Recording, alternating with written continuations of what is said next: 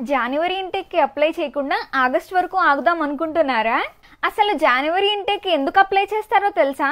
Competition తక్కువ ఉండడం వల్ల అడ్మిషన్ త్వరగా వస్తుంది అని.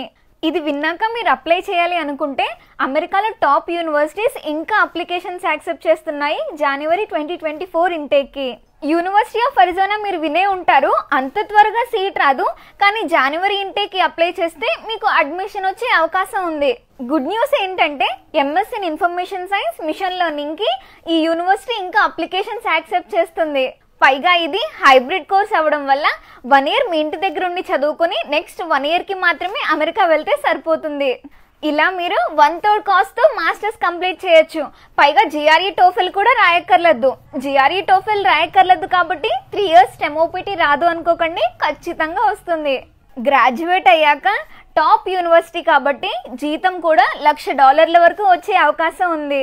మీకు ఈ ప్రోగ్రామ్ ఇంట్రెస్ట్ ఉంటే ప్రొఫైల్ ఎవాల్యుయేషన్ కోసం బయోలో ఉన్న లింక్ని చెక్ చేయండి.